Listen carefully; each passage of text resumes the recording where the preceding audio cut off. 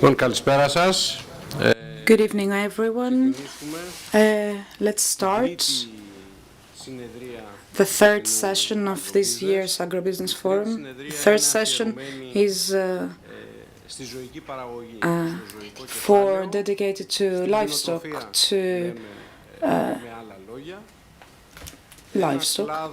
a sector of Greek farming, of Greek agriculture that is quite particular, main among which is the diversity of the subsectors, which includes cattle, poultry, pigs, different structures, a different number of people occupied in each sector, whether be it as businesses, active in the sector. In financial terms, we might use the term ever-lagging sector in comparison to the plant production, despite all the efforts being carried out by the state and the EU. And a main goal was to change the 70-30 balance, and we have yet to achieve that, to balance the 70% production of plant production as opposed to 30% livestock production. We have been a part of the Green Deal focus with two main outcomes, mainly the greenhouse effects of the sector, with the cattle sector being blamed mainly. Secondly, we talked about food security, and let me just remind you that our country lacks livestock products, whether directly or indirectly. And when I say indirectly, I mean feed that are big percentage of the imports of our country. We have with us today very esteemed guests, Mr. Kalinis, the program manager of DG-AGRI of the European Commission for Greece-Italy-Cyprus-Malta. Welcome, Mr. Kalinis. We are very honored because he's here from Brussels. That's a special honor for us. Mr. Kalinis is very interested and has put very specific efforts toward improving the implementation of the strategic plan when it comes to livestock breeding, especially. Mr. Karakatsanis is with us. Mrs. Ioanna Karra is with us, who is a breeder and an owner of a Stalos farm, Miss Karra, and Mr. Karakatsanis. We have Mr. Triantafyllou with us today, who is the Vice President of BIOZOKAT, and he's probably going to talk to us about the feeds issues. Mr. Bouras, the President of Hellenic Pig Farmers Association, and a farmer himself, so he knows firsthand the issues to be put forward. We have Mr. Ioannis Kaimakamis, who is an owner of a farm and a cattle breeding and a consultant of agribusiness culture sector. I am Mr. Lianos and Mr. Thanasis Adoniou are the moderators. Mr. Adoniou, would you like to introduce us to this session? Our goal is not to blab, but to have a fertile debate with the panel and with the audience.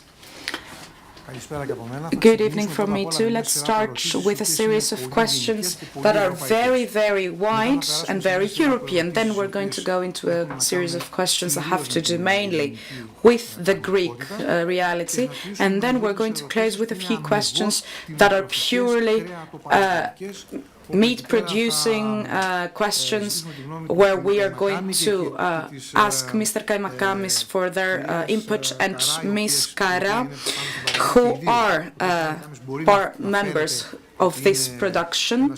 Mr. Kaimakamis may seem that he's a consultant, but he is himself a breeder.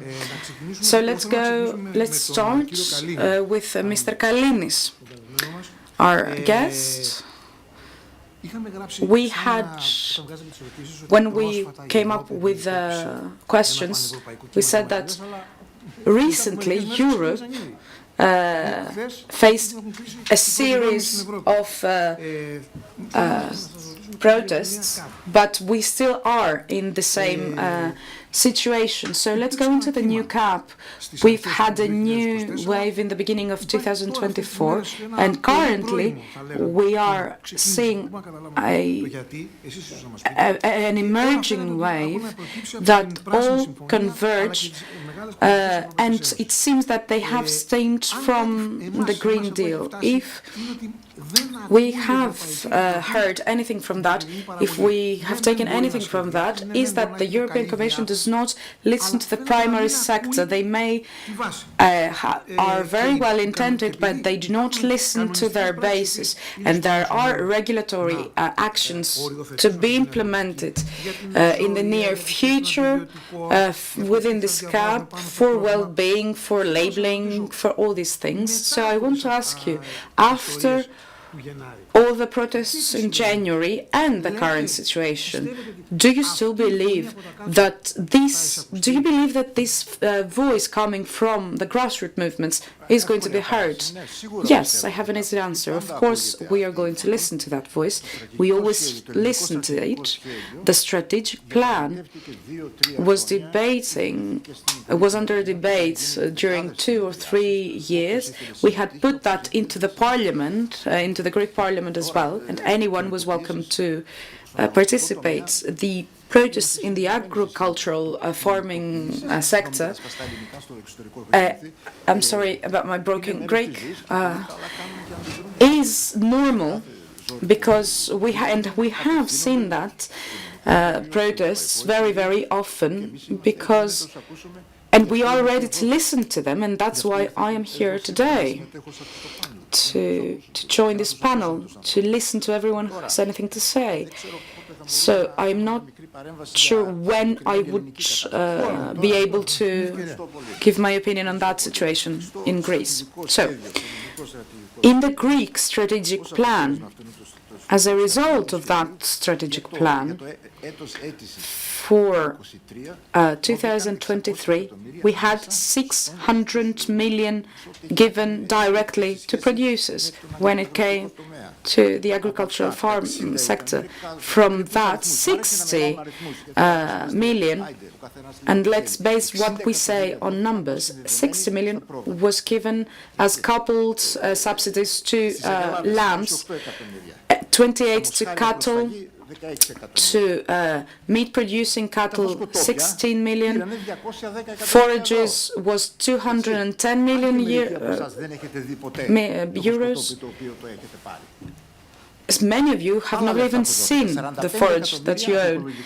47 million was given to agroforestry lands. And this is one of the greatest, the person that you just heard is a major actor in the Greek strategic plan.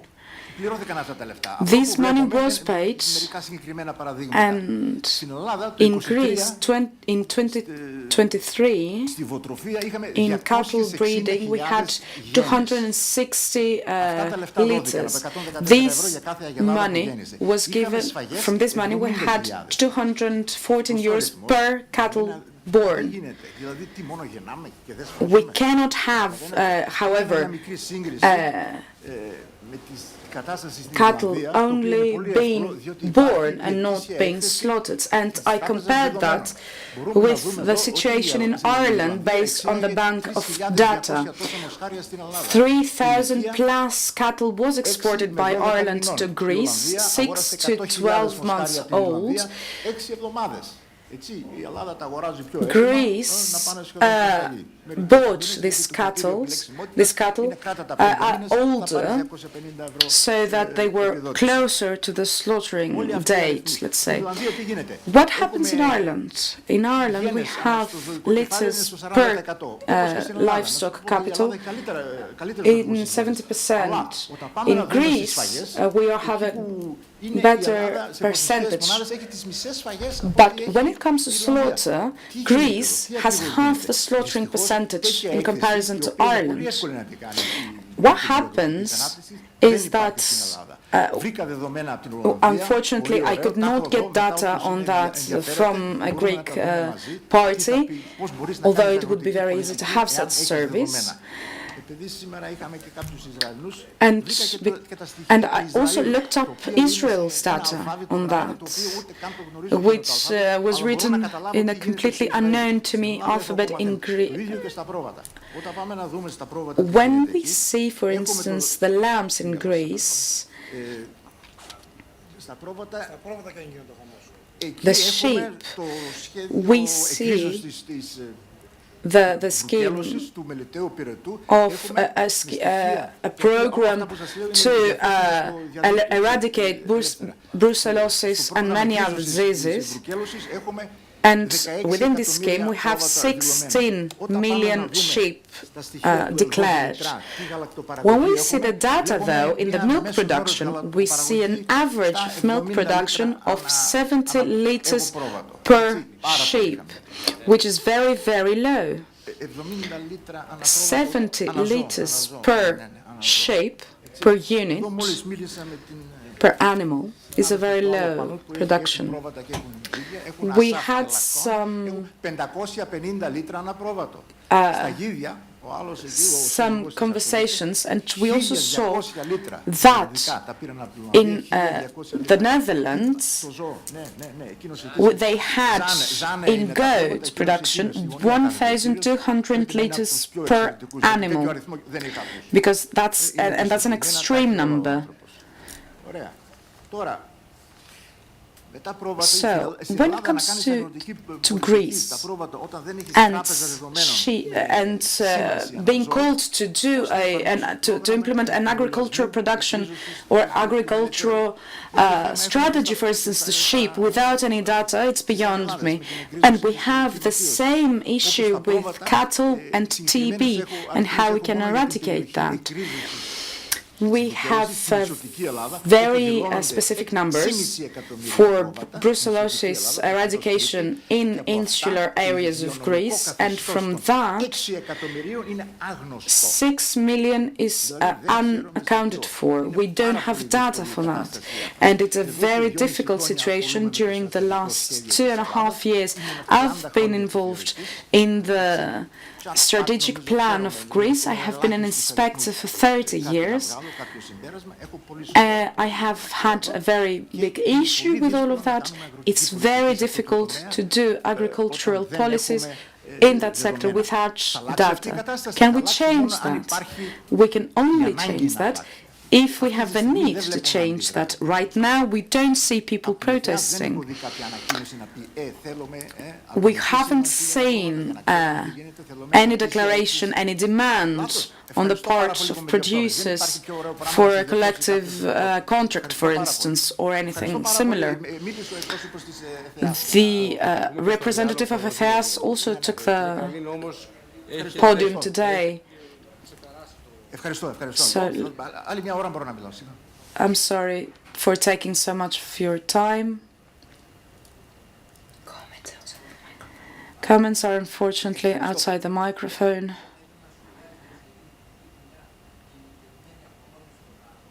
Unfortunately, we cannot translate.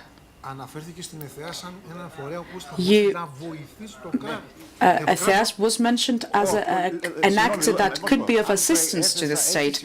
I apologize if I was misunderstood. I did not mean it the way you heard it, apparently. Comments are unfortunate. Okay, so from Mr. Kalinis, what I would like to to have with me the lack of inspection and control of livestock in the country, which has ramifications for the hygiene and diseases, prognosis and diagnosis, and of course great issues with subsidies distribution, which raises reasonable questions about how subsidies are distributed, and obviously issues that have to do with lack of competitiveness. And we need to see that in the declared, in the estimated, or in the real livestock. Unfortunately, the speaker has gone off mic. I also have another question for the representative of goat breeding, because we hear from time to time that we don't have schemes to manage breeding, to manage pasture. And pastures are mainly about goat breeding, much less about cattle breeding. Another issue at the same time, there is the rumor that 65 to 70% of livestock around Greece is uncertified, do not have the legal permits, and those create dire circumstances for the livestock. That is something that we have been talking about for ages, since in 1994 there was an action that called for the creation of livestock parks. That never happened. In other countries they have happened, and they have been stock breeding parks have been created. Now, with the climate change, we have the great issue of waste from stock breeding and how we can utilize that. All this issue of breeding parks, for instance, the lack of inspection of the competent authorities. Do we have an issue with that? Do we have an issue with the declaration of livestock in this country? And at the end, what about productivity? The numbers that you have given us, Mr. Kalinis, is the average of productivity. But what we estimate is at 200 to 250 kilos about goat production. It's a quite extended question. I'm going to try and answer. Let's start with pastures and pasture management schemes that we are always hearing about but never seeing in action. And it is a great issue about distribution of subsidies, because we see people getting subsidized that don't even have livestock. And we, as breeders, don't even get subsidies oftentimes. Let me be clear. When we go into pastures, we say that we're going to organize such schemes before we have even settled on whether we will have pastures in the future.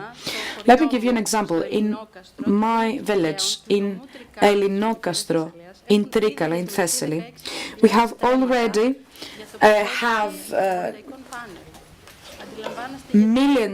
thousands of acres for solar panels, 16,000 to be precise.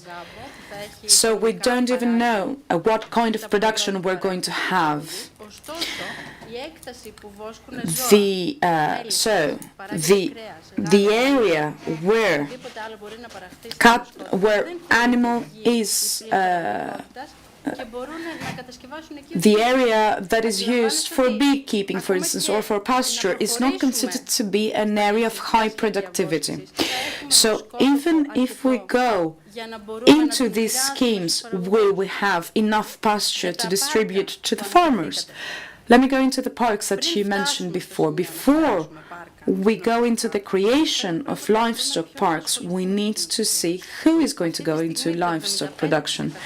75% of Greek farmers, breeders and agriculturists are 57 years or older. And in a few years from now, we will only have 20% of these people. Do we have new farmers coming into the sector? No. And I'm speaking from experience. I'm alone in that.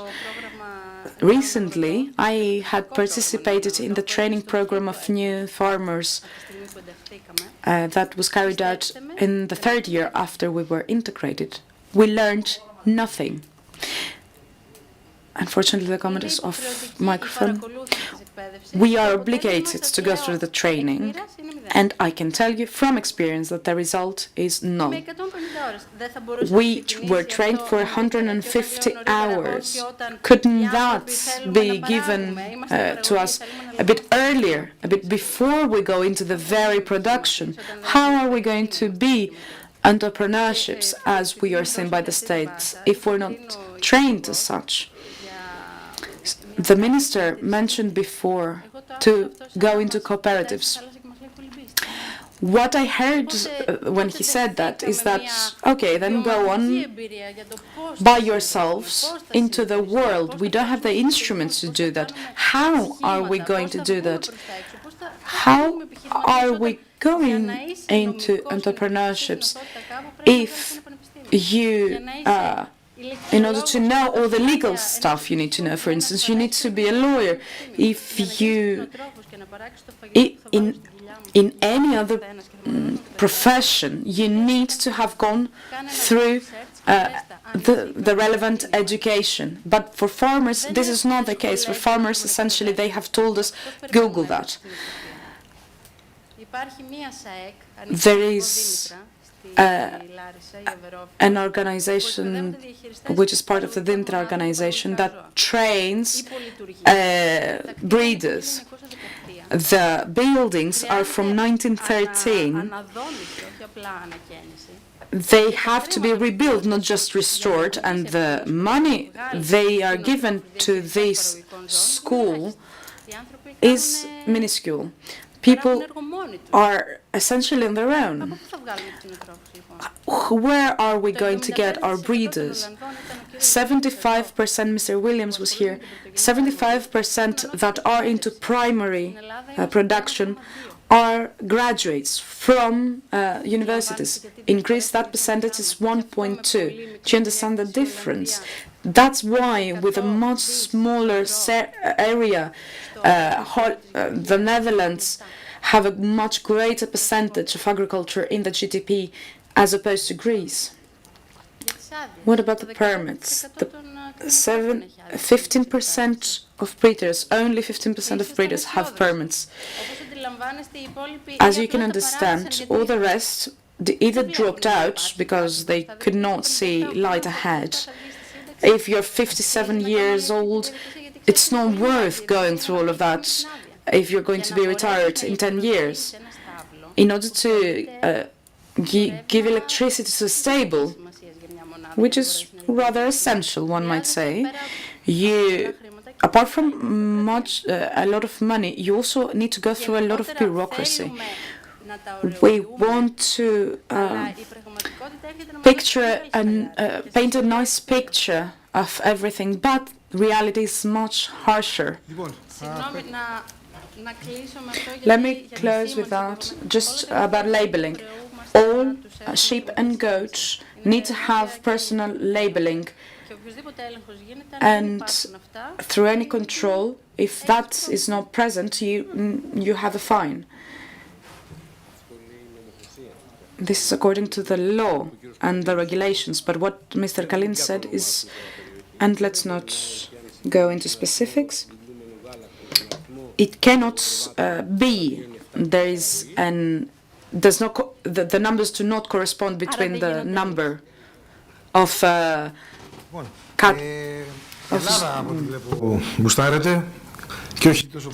we come to the conclusion that there are no controls.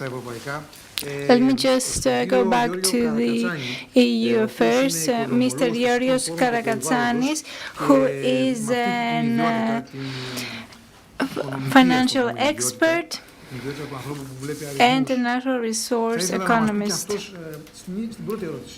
Please, could you reply to this first question? Do you believe that all of these reasonings that reach us and that are presented from the people, from the readers, can go up to the European Union and the European institutions? What do you believe?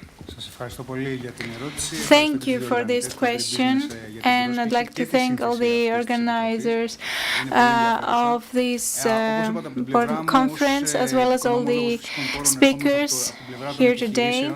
I am an economist, and I see things from the division of the enterprises. We do have the capability. I'm sorry, I meant that we don't have the capability to turn a blind eye towards what's been said, to not take it into account from all readers or all farmers around Europe. If you want to make a structural change in farming, then this needs a lot of time to happen. We need time for adjustment. We've seen that happening in the energy sector. We don't want to see it happening in the farming and breeding sector.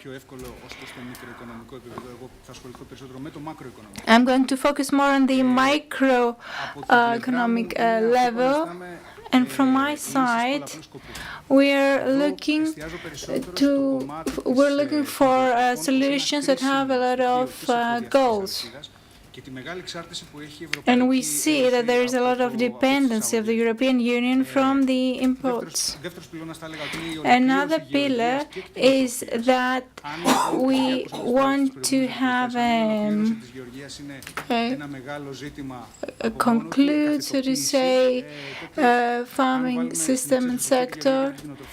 And if we introduce both farming and breeding together, then we have to face many more challenges. The third thing had to do with the grants and financing, because if we have any underlying indicators and indexes that could, for example,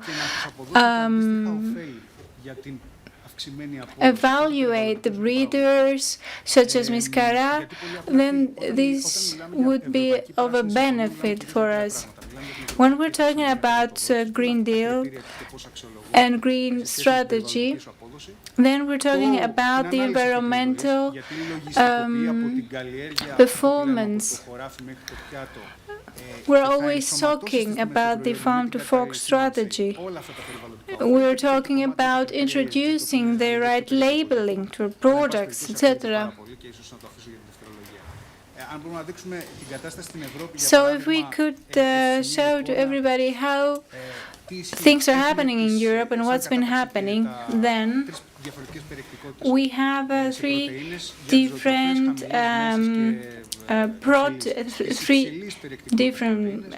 proteins. The content of the protein is different. The high protein content, like soya, we only have a 29% autarky in the EU.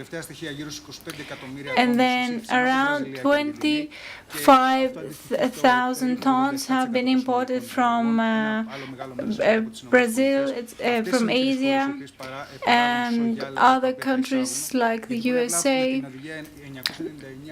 And according to the directive, EU Directive 999 from 2001, and of course the story with the crazy cows, then we've seen a lot of changes with the feeding. We're talking about partial replacement for those proteins. We need to find solutions. And what I see as a solution are the different legumes. Let's see the benefits. Forage legumes, because they have the lowest greenhouse gas emissions compared to others. We also see how much of emissions, carbon emissions, they capture.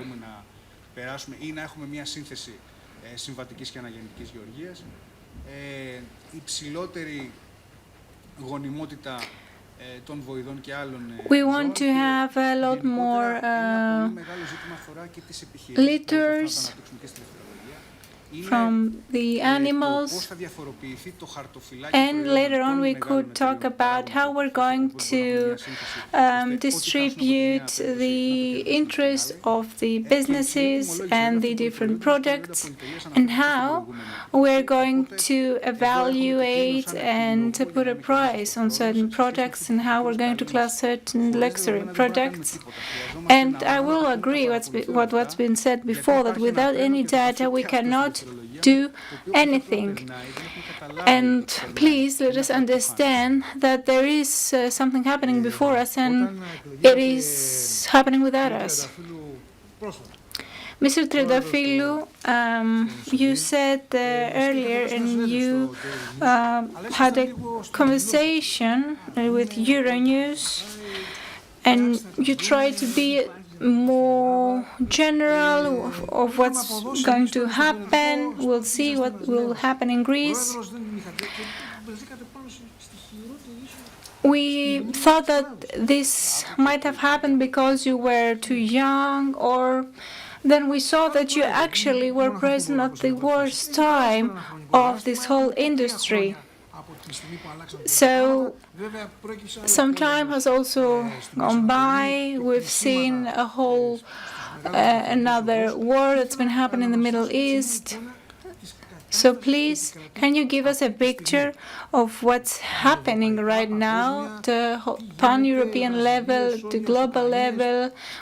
We're listening for different areas, different products. Good afternoon, everybody. My name is Triantafyllou Alexandros. I am the president of SEVIZ and the vice president of BIOZOKAT. Compared to the last 2 years, I can say that this year is to be expected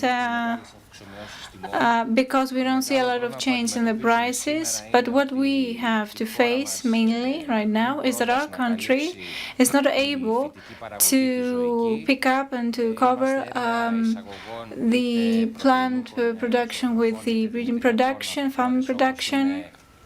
We see a lot of imports from Bulgaria and the Ukraine. We're also seeing another paradox of small farmers and producers with barley and wheat. We haven't even harvested 1 ton of wheat this year. We mainly imported things. We also had other reductions in different sectors. For example,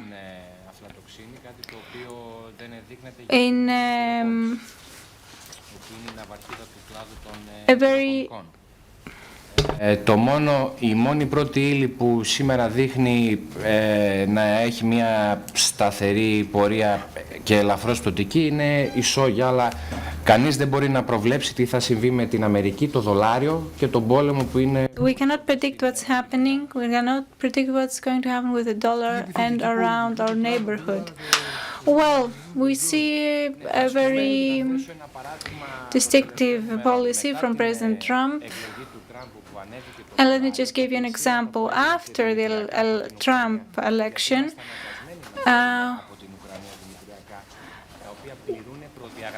because we must import cereal from Ukraine, we've seen an increase in the prices,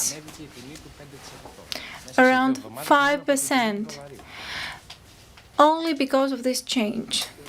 the change in the dollar price.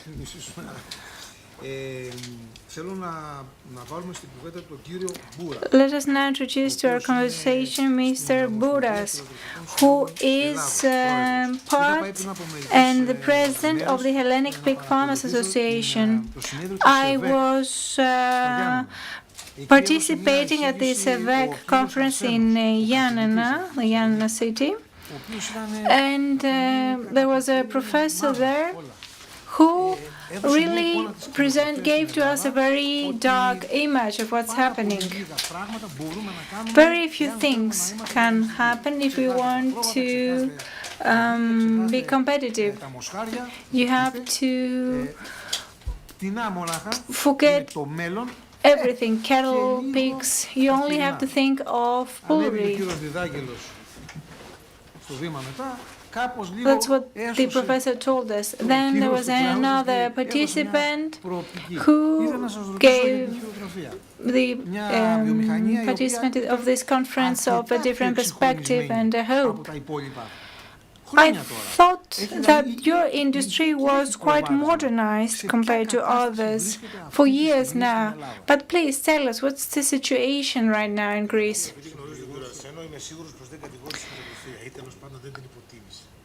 Well, I'm sure because I know Mr. Alexandros. I'm sure he never said anything bad or blamed the breeding industry.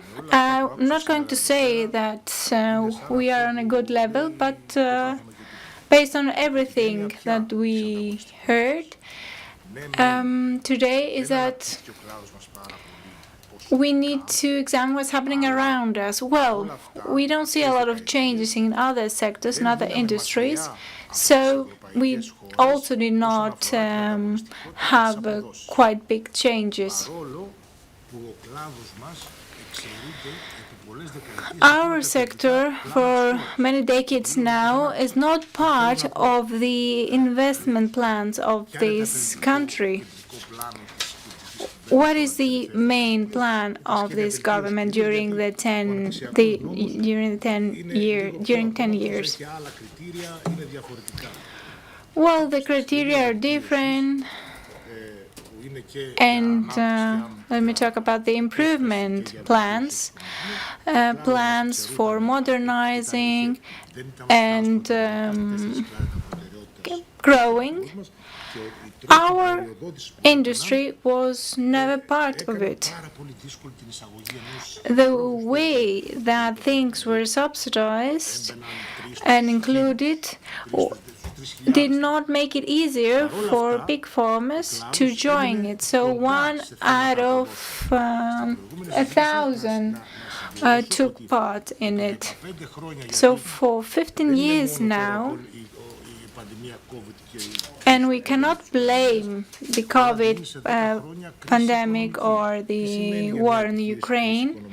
We need to talk also about the financial crisis, the banks that were closed, the limited financial resources, the limited loans that were given and granted.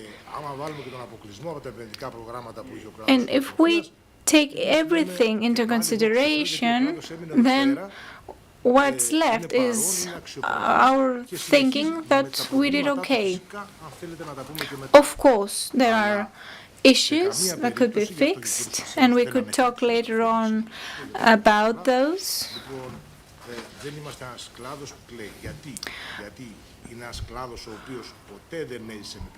We're an industry that never received financial aid.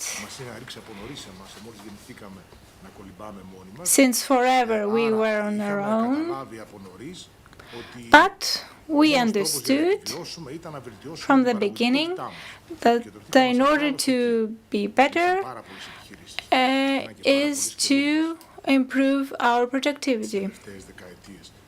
Many businesses, many big farms closed.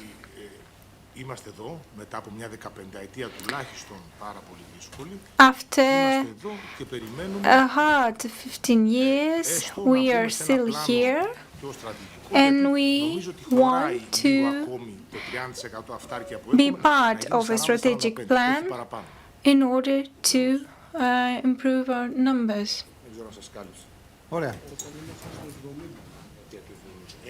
In the 1970s, we were at 70% for the production. Well, the 70% is mentioned around the 80s.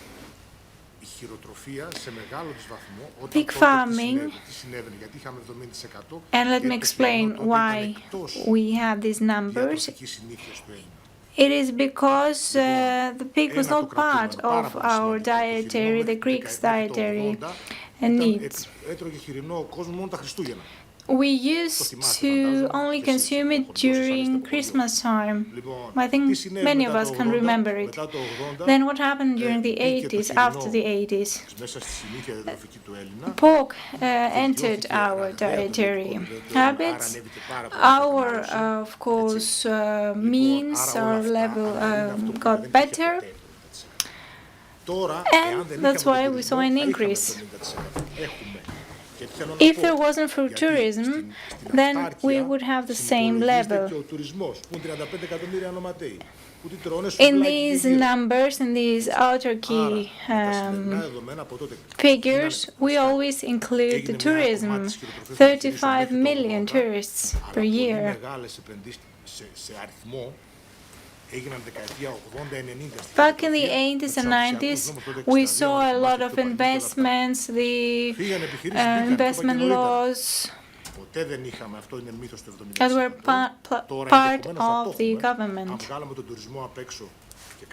Could we reach that number again without the tourism industry? I would say yes, we're better than this. We need to think of the following, that the productivity of certain in farm has almost doubled.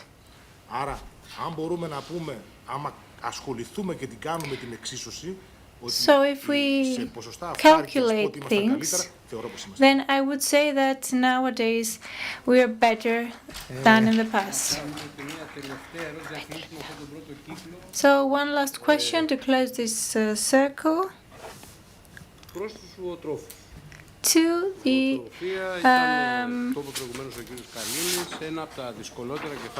feeders.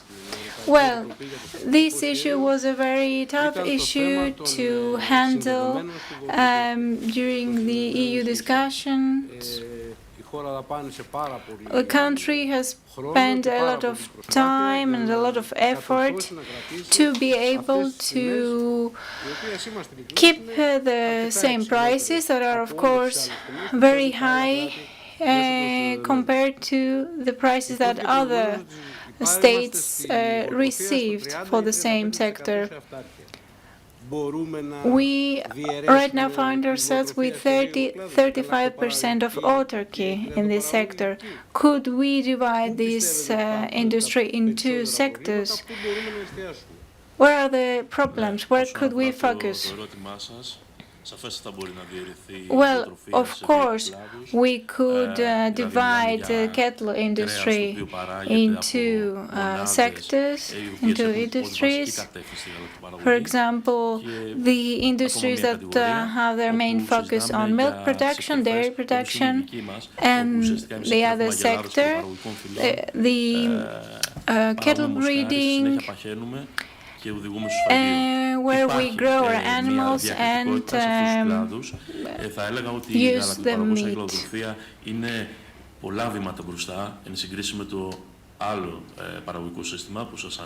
I believe that this second part that could exist is miles ahead of the first part. And this is part of the entrepreneurship. As we heard earlier, there is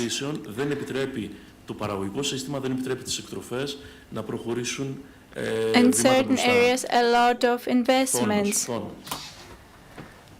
In other areas, there are no investments and no subsidies. Μέχρι τώρα ήταν στις επιδοτήσεις.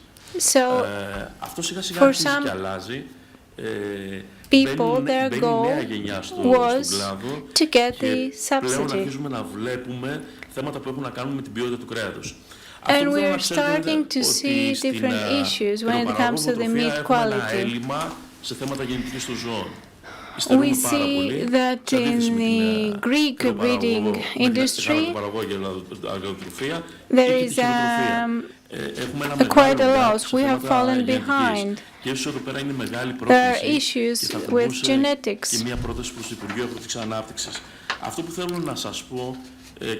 We could pose a proposal to the industry for agricultural and rural development. We could make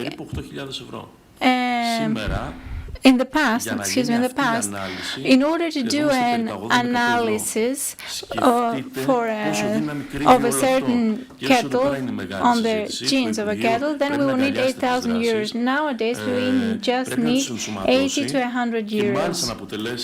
Πολιτική πρόταση η δημιουργία μιας σύγχρονης υποδομής γενετικής βελτίωσης. We believe that we should have an action, a plan to improve the genes of the cattle for better meat production.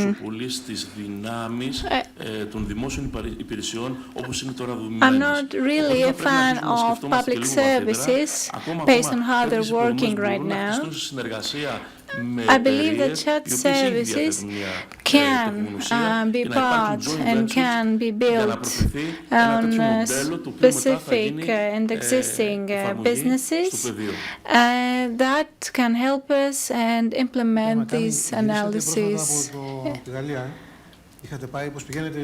So, you were in France right now, correct? You were there following the different news and different conferences, what's happening in the other countries.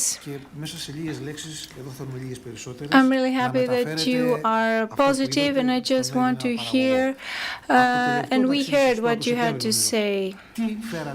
So, during your last trip, what did you bring back in Greece? There's a magic resemblance with France. French people, and especially in meat-producing industry, are producing through small farms. We're not talking about large-scale farms, they're medium to small-scale farms. And that because in us, the production cycle is quite long. We have a 3-month interlay period between litters, another 14 months to produce the cattle itself. We have a cache-out, a quite extensive one. If we were larger units, we would be more susceptible to variations, so smaller scales have flexibility. What I saw in France is that we resemble in the profile of farms. But where do we diverge from France? Where don't we? Where are we not alike? French promote all their production through small schemes and cooperatives. This is where we lag behind. We have small farms, we do have technical knowledge and know-how, we can produce meat, but we cannot distribute in an organized manner our production through cooperatives. I'm not for the traditional cooperatives we used to have. We can create stakeholders, new structures, and go through this way. This was my take from my recent visit in France, and through that conclusion, because of that, I am optimistic. If we are able to form new cooperatives, new schemes, new designs, we have hope. I believe that we are over through the first round of questions. Let's go into the second round of questions. Let's give the floor to you, to the audience, for any questions or remarks you may have for about 15 minutes so that we can go into our second round. Mr. Korasidis, as was promised, will talk to us with numbers.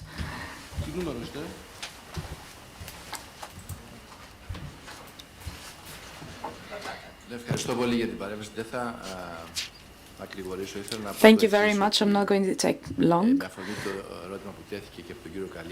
Given what Mr. Kalinis asked, and our last presenter, of course, we have said many things, and what I would like to remark is that in the session before, as well, what we are after today, what we look to today, is resilience. We have strayed from what we call adaptation to the new environmental conditions, and we're talking about resilience of the farms, of the cooperatives. Through this transitional time, both the EU and many other actors have forgotten that it's the producer that is at the heart of agriculture. A grant part of all that is the grants, is the subsidies. And what I would like to stress is that another very important part of resilience is, alongside with know-how and knowledge, cooperations, the cooperatives. You mentioned that as a new type of cooperatives.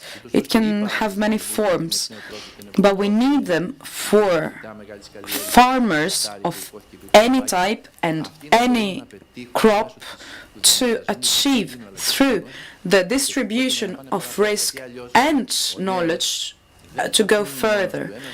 Because no one alone can create something, can create a farm on their own. They need a team.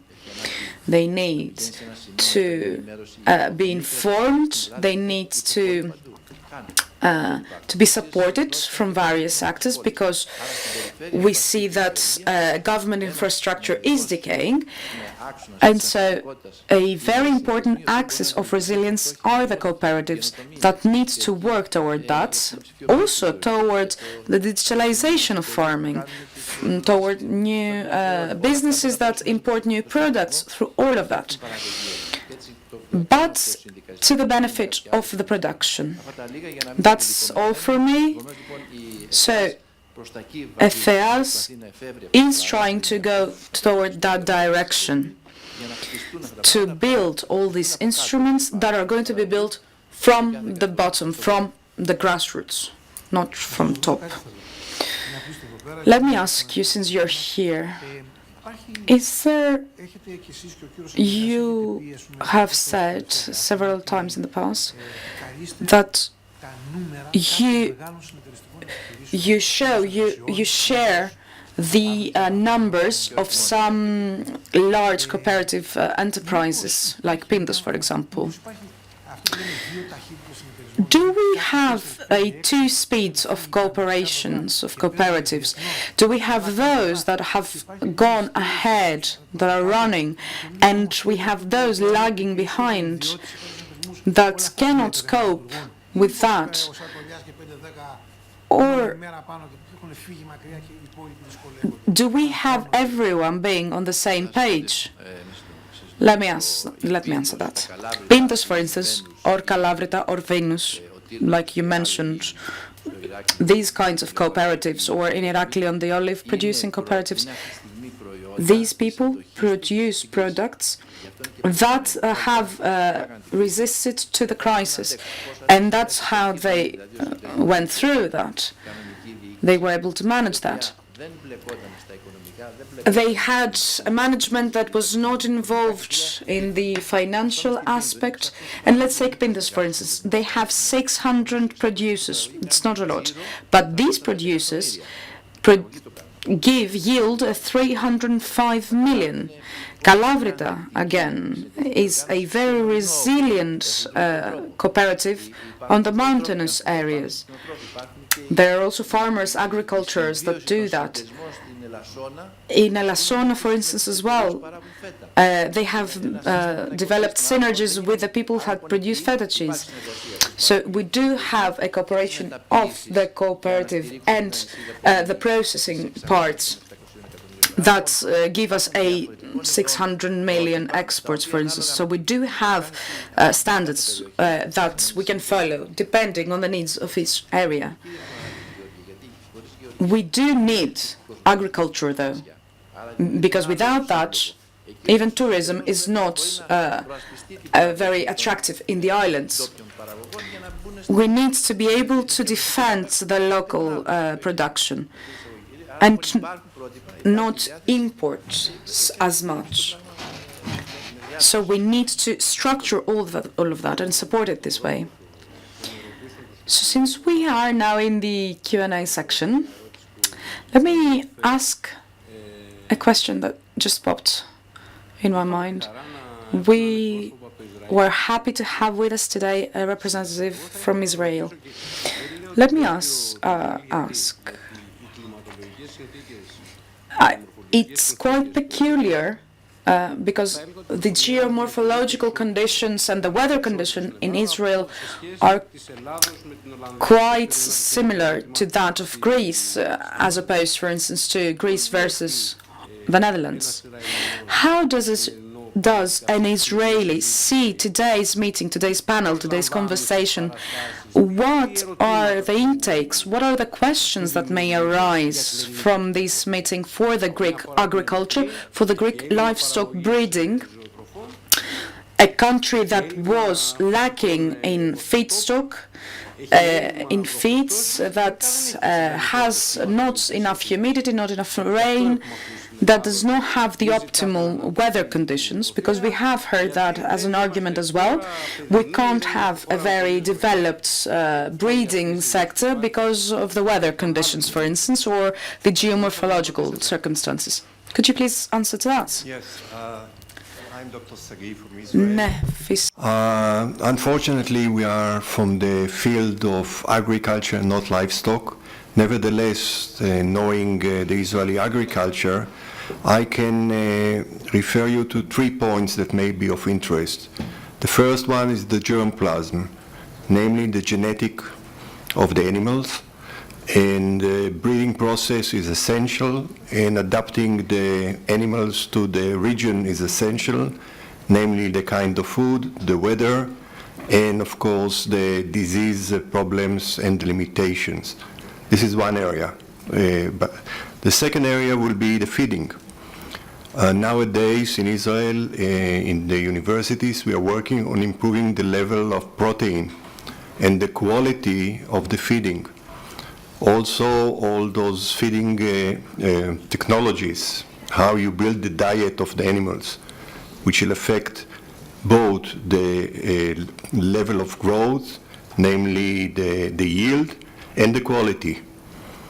So feeding is essential, and I'm sure you know it as a growers. And the third level will be the infrastructure that is provided by the environment from the field to the table. That's what we say in Israel. So all the areas of post-harvest or post-growing in your case, how you transfer the product from the farm to the consumer, either in a supermarket or in different ways. So controlling all the chain from the field to the table is essential. And here comes the economic part, how you get organized, how the construction of the growers is organized, how a simple grower or a small grower can compete with the large ones. He will need a cooperative. He will need the infrastructure, like, for example, the feeding, the tractors, the harvesting should be in an area that is organized. So this is in a nutshell. And Israel can learn from Greece as well, because I'm working in this country. You have excellent farmers and also history of agriculture. So the challenge it will be to meet the new technologies and the knowledge and to implement it into the farm and to the farmers. Thank you.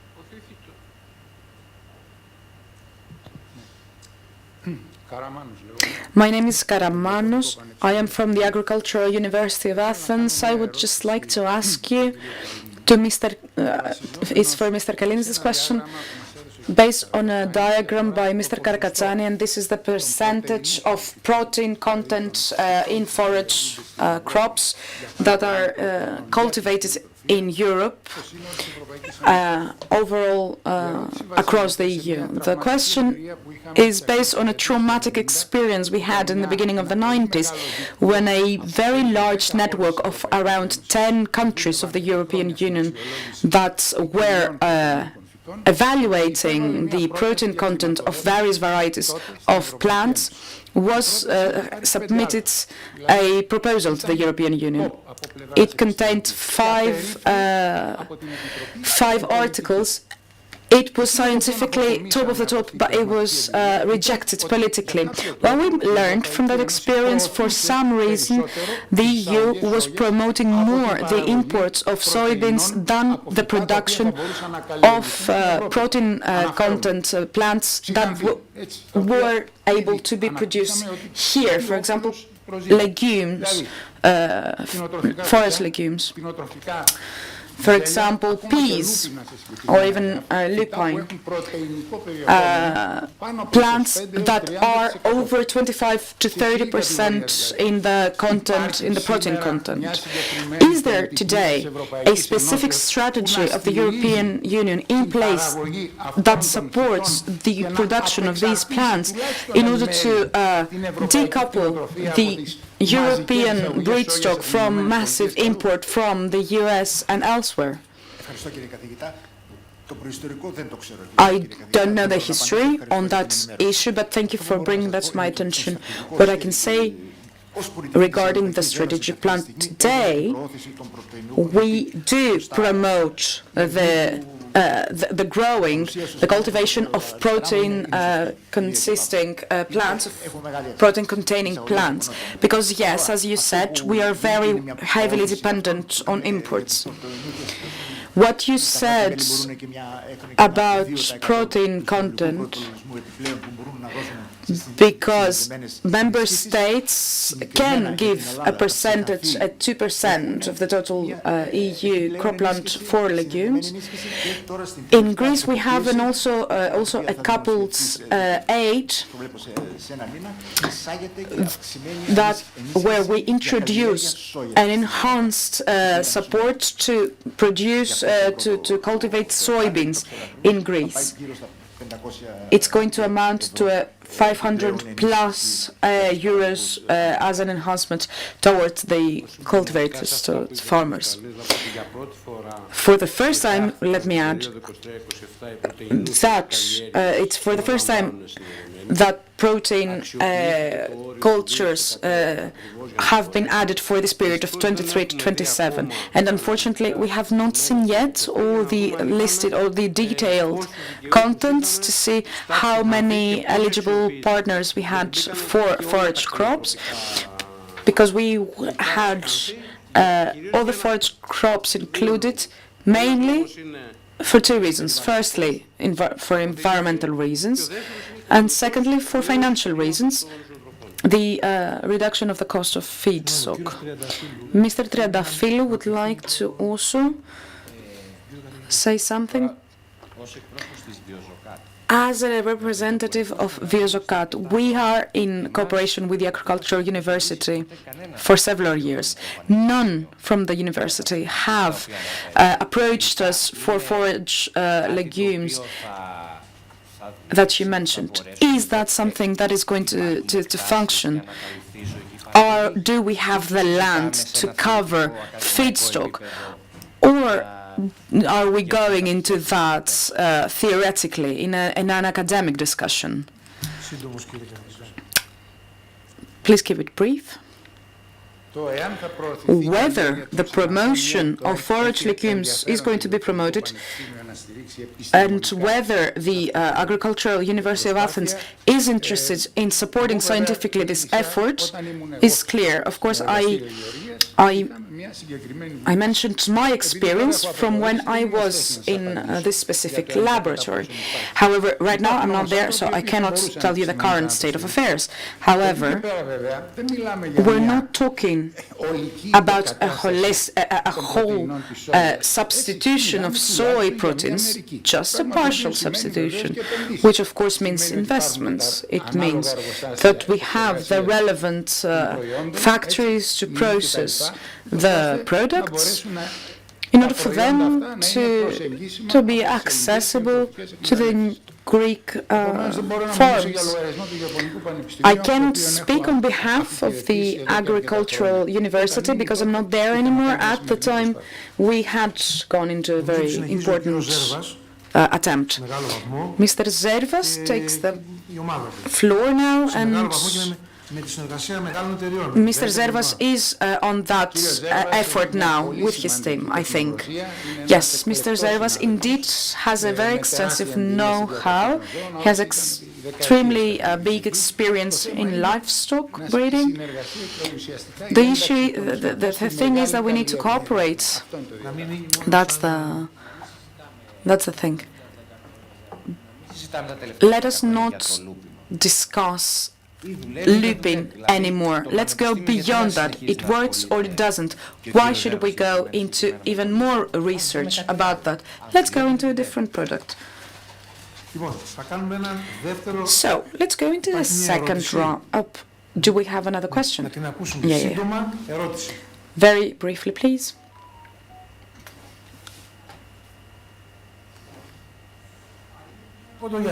Miss Kodoyani, good evening from us as well. I'm a breeder and I am a secretary of the Association of Ayous Georgios. We have investors, farmers with great investments, but the 1% of us is the trained, the highly educated ones. I'm not talking the educated in general, but unfortunately, it's just 1% the people who have not learned this trade by experience from their parents. There are people, I'm here in this conference, the breeders of Attica, unfortunately have not been informed of this conference, for instance. We have had many broadcasts, for instance, to inform our public, and we have tried to set up a repository for information.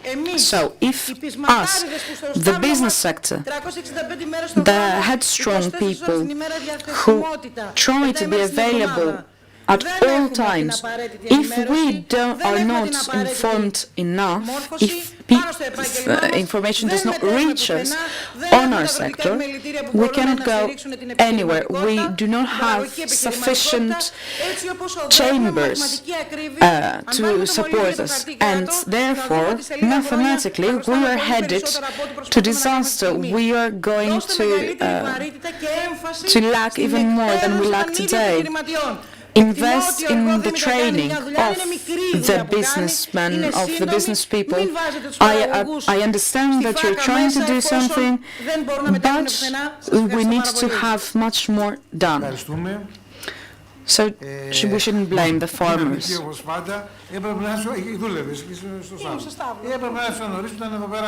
You should have been here earlier where we had the state representatives with us. Okay, so let's go into the second round of questions from our speakers that was gracious enough to come here today. Let's start with Miss Ioanna Karra. She should have been beaten every which way. She is showing us the way. Αυτό μου το είπε ο Λέκας. Mr. Lekas said that when he visited our expo, he saw everything.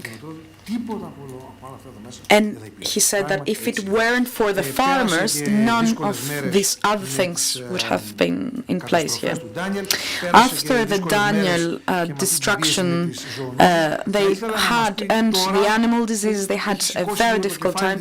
And so I would like her take, now that she has taken a breath, how are things in her farm right now, in her neighborhood, in the area of Thessaly, and how do you see the future?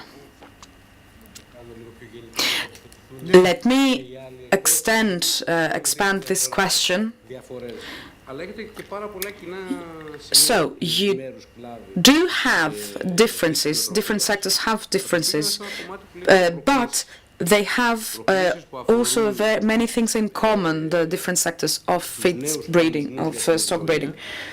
And these are the challenges. What, for instance, may create extra costs and expenses and lack of conformity? Also, labeling, food labeling, and how it's going to be decided, who is going to decide on that.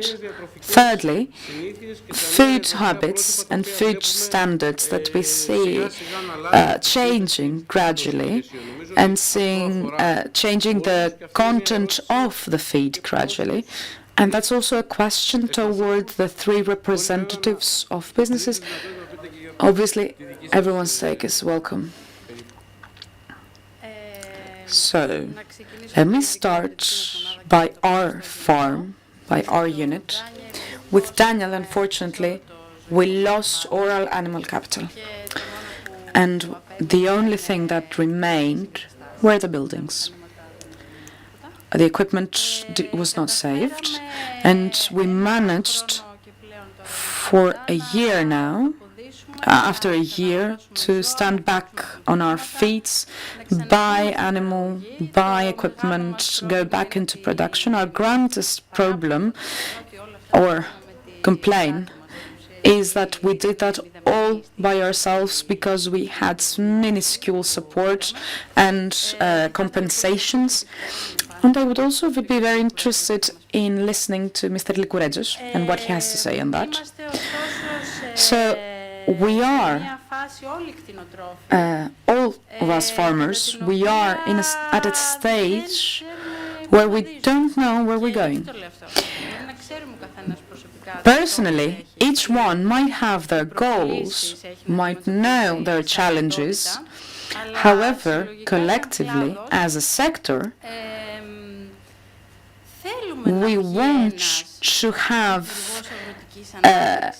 a minister of agriculture as frequently as they change and hear them say their vision, share their vision on the primary sector. Should we stay in Greece and be farmers, or should we go to the Netherlands and enjoy their beautiful agriculture and farming?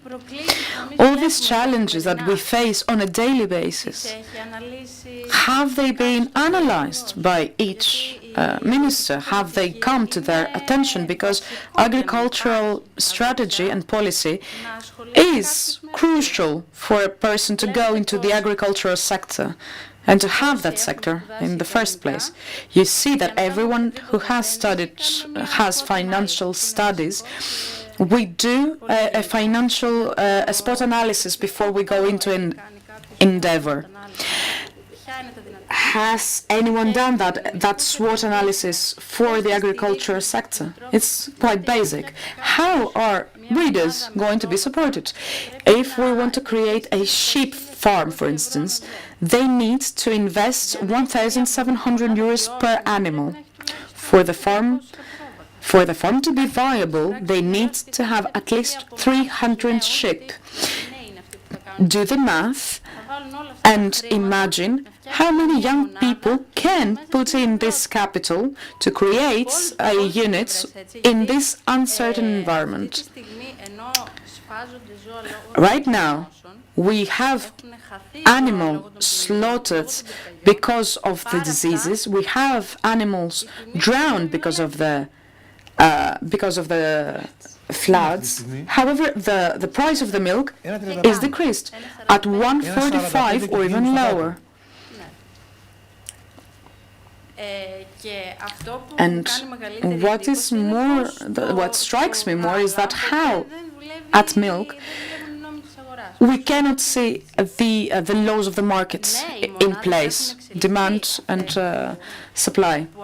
Of course, the units that have taken in the crisis, that have withstand the crisis, exist, and we do improve our animals. Individually, we don't have a collective act toward that direction. We do have genetic centers. Okay, let me give you a paradox, just to get a sense of it. Our animals were drowned during Daniel. We were assigned a compensation amount. We ended up getting 120 euros per animal. If we had purebred animals, we were supposed to get more money. We submitted all this certification to ELGA, and we were rejected because we could not substantiate their purebredness by a Greek laboratory, but we do not have a Greek laboratory that can do that. You understand the paradox here. How are the milk producers, how are the milk producing units develop their goats and sheep for us not to import animals, but to produce them? How can we do that if we don't have milk measurement units, for instance?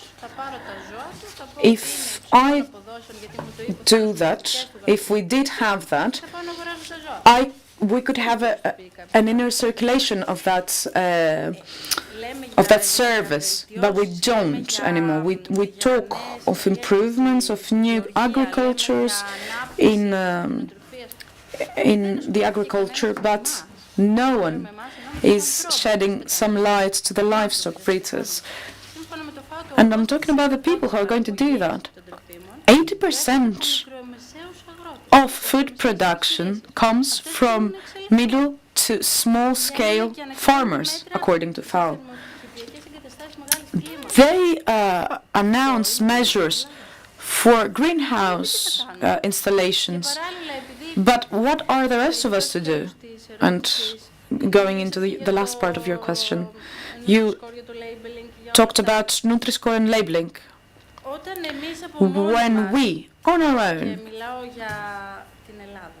talking about Greece, of course, what we have to export is agricultural production, and at the same time we choose to be the hotel of Europe. How can we promote our products, both plant and animal-based products?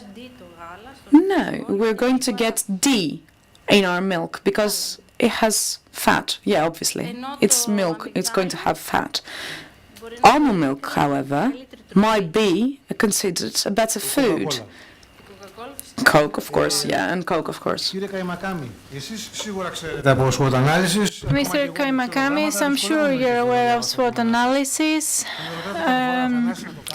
You're always giving me trouble, asking me questions, and I'm always telling you do as you wish.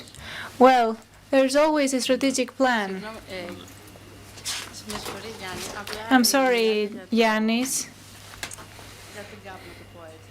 You're talking about the common agricultural product, but 90% of the farmers are not aware of what this CAP is saying. Well, that's a huge discussion. Let us finish with this SWOT analysis. We don't know how these are being built, how things are calculated, because sometimes they think of the past. What the Ms. Ioanna Karra said is the issue of reality. We are working with very low margin of profit, 10% gross profit. And we are receiving another 10% of subsidies. What can we do with that? We cannot capitalize entrepreneurship in these industries that we have created. This is a basic thing. And it concerns all industries, but especially ours. In order to be profitable in our industry, you cannot have a cash side of 26 months. That is a long time.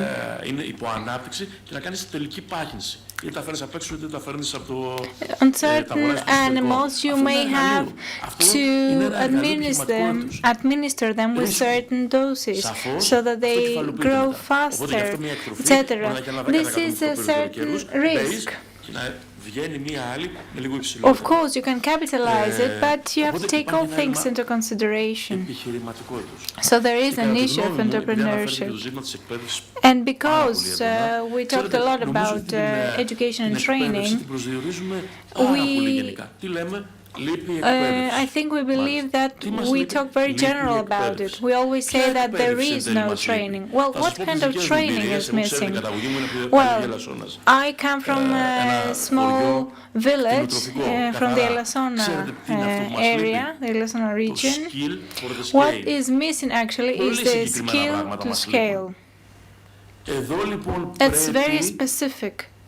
That means that the ministry needs to invest. We need to create the needed institutions, and why not cooperate with the private institution? Now let's go forward. We shouldn't be afraid. That's what we're missing, skill for the scale. It happens a lot of times. We're trying to grow and we never make it. There are other pain points. And within those, the so-called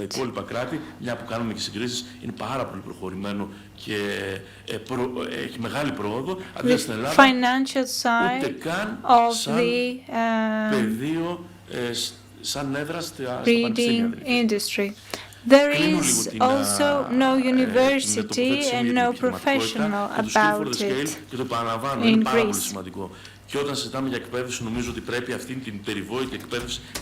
When we're talking about education, we shouldn't be very general about it.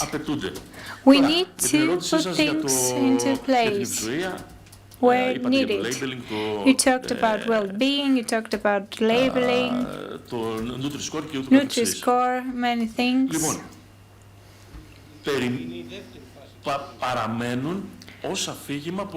Well, all of those things do propose and are still a narrative from the politicians. We're trying to do different measures, we're trying to do different actions because we're calculating how many things we're going to receive. And let's see more specifically. If we enter a specific scheme and get a financial aid, what is this going to mean for our product? What kind of value is this going to give to our product? Am I going to sell better beef? Am I going to be able to gain more from this added value? Well, that is the issue. That is the problem, that the specialized centers are not able to give us incentives. We're always running after those aids. Of course, we should take care of our animals, but let's move to the business sector, the financial sector, the business part of this industry. There are different agricultural development programs that are not linked in no way with the market. Those programs push us towards seeking for those subsidies. That means that we are not actually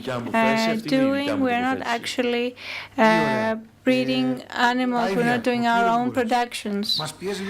Well, we don't have a lot of time, but let's move to Mr. Bouras.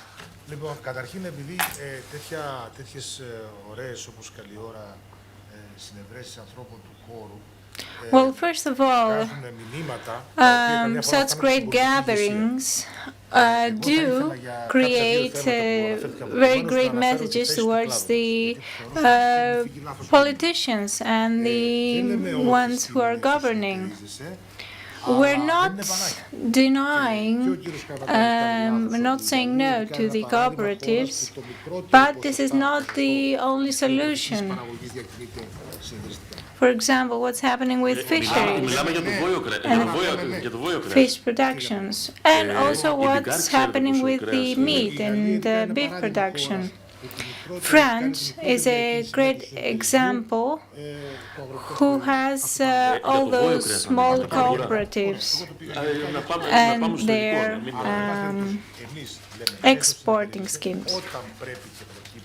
So, when we have the ability to cooperate, we do so, but it's not the only solution. And we should be together, we should be able to fight back when it's needed.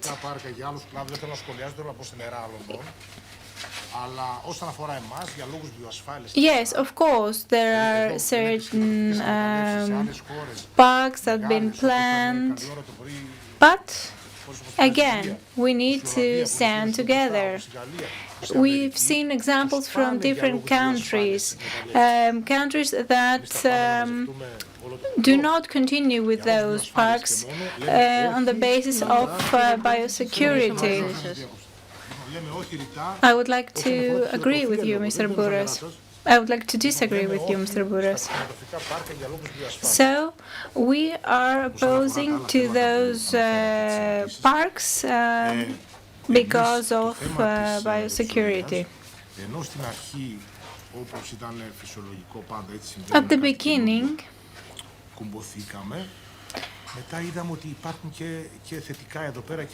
we were very shy, but then we saw all the opportunities.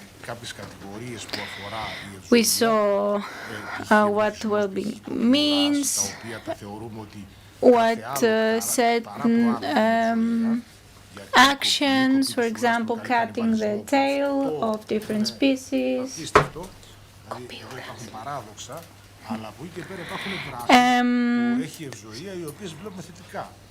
That we've seen some negative things, and we've seen other actions that come with positive things.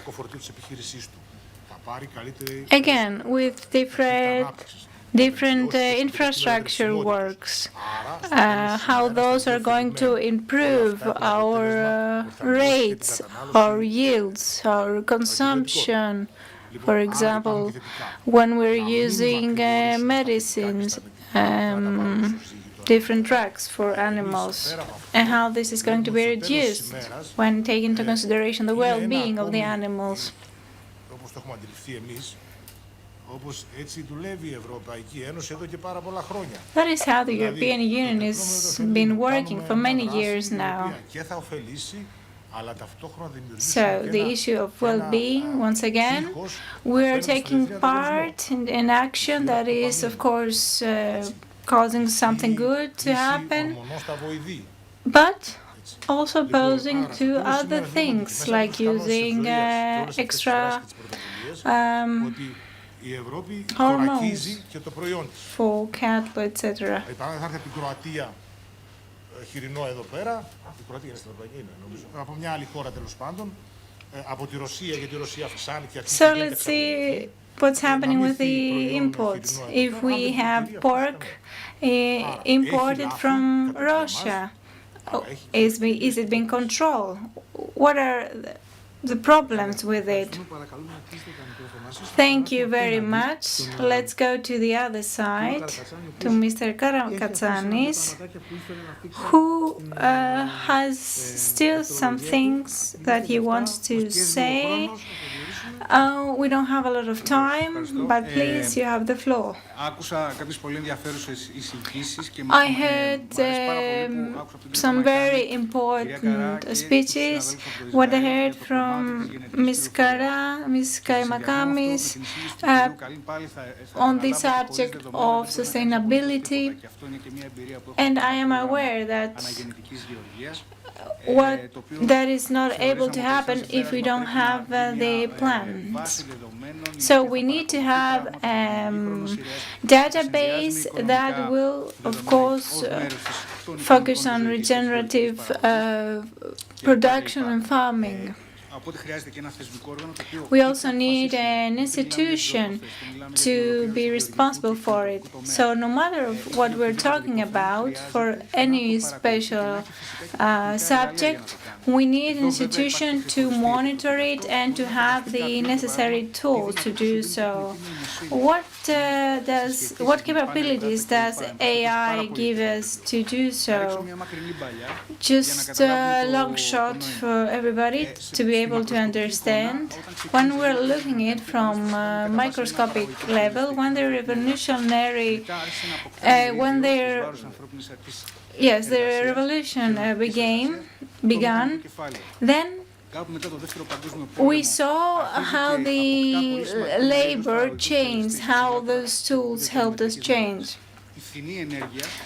Then we moved to cheap energy, to the oil crisis, which gained more ground. And then we gained access to all the information, to data, to education. That gave us more insights on reasonings, and we can also see if something is working or not. Then, have we focused and have we researched on the microbiome of the soil? Have we seen what's happening with the conventional and regenerative crops? We might have seen some results in the laboratories, but does this work the same in playing field? Και μέρος της SWOT θα μπορούσε να είναι κλπ. Τα δεδομένα τα οποία έχουν οργανωθεί all data that we've organized with scientific information and that we can use with financial terms will be very important for the European market. I told you that there is a change happening and there is a vehicle in front of us, passing in front of us, and we have not embarked yet, and we're going to miss it. We're talking about resistant crops, how those are performing, and all of those and many more subjects that we haven't even touched upon. We don't even have training institutions, we don't have people to do so, to train farmers and breeders. Many things, you're right. Ο κύριος Τριανταφύλλου Mr. Triantafyllou did really show us how the scientists and how science is very close to the reality. So you have here two positions. So on the one hand, that you have the ability to talk daily with the market, and you talk with the government as well. We can share it with everybody. What we faced as an organization to the Ministry of Agriculture and Rural Development is never seen before. We've set up dates to meet the former Minister of Agriculture, but he never showed up. This is never done before. We've tried to communicate, and we've always heard that he is very busy. So, you have the floor. Please tell us, what do you see for the future? Could we substitute not whole but part of the feeds? Well, we must set out and point out what exactly we need. Do we need a transition? Do we need something else? A lot of things that we are discussing are directives from the European Union, things that don't really have a place and cannot be implemented. A couple of days ago, I was at a meeting, a conference, and there was a certain person there, the owner of this industry, who came to us and told us how we're going to feed our cattle. He presented to us a certain meal with certain feed, etc. So, he talked to us about the ration and the only thing we had to say back is that we don't have the capability to set out 3 rations. We only have to do 1 ration, because our equipment is not there yet. But this is not a huge investment. Thank you. From me, just a couple of things for the animal well-being. Starting from 2025, you'll be able to participate as well in 2 programs that are going to take place for the reduction of the antibiotics on animals, for the regulation of vaccines, etc.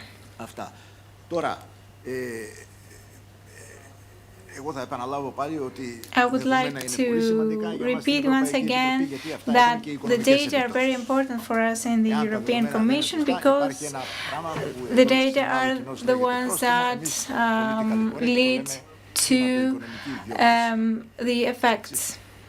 And if we receive fines, then we move forward to monetary corrections, fiscal corrections.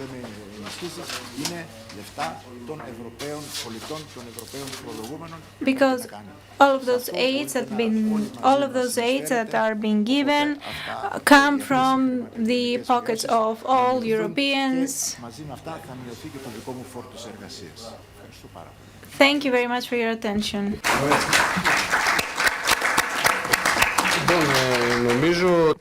So I think we were in time. Can I just one last remark on the part of producers? Because at the beginning of the new year, if I'm not mistaken, if it's put into implementation, we are called to pay something extra to get our grants. It's according to the ecosystem, we need to pay for agricultural consultants. Abroad, agricultural consultants are paid, and here we can have, and they are paid based on their experience, based on their efficiency, but here we may have agricultural consultants with zero experience, even that have not been to the university. Let me answer that without have no responsibility on that, have no delegation on answering that. There's a misunderstanding here. When we were talking about the couple aids issue about cattle, it was one of the most challenging parts of the debate, because the prices we were giving the European Commission were high, knowingly so. And so the European Commission could see if it added up to calculations. So in an effort to compromise, given the problems that the European Union has in relation to the Greek agri-food sector, the age of the farmers, the problematic training, education level, the continued animal diseases. So we agreed to a certain price, but from 2025 on, we are going to implement consulting for farmers, because the point is not to have this price for a few years, but to have a permanent solution. The misunderstanding is that it mentions consultants without specifying what kinds of consultants. We don't have enough money to pay for the agricultural consultants, because if we combine this measure of agricultural advice to feedstock advice, it's going to be a chaos. There is much rumor of why that was implemented as a principle in the program, but it was put in this program because we have a problem with hygiene, for instance, or fire security, with many sectors. For 4:30, we're back. Thank you very much for your attention and remarks.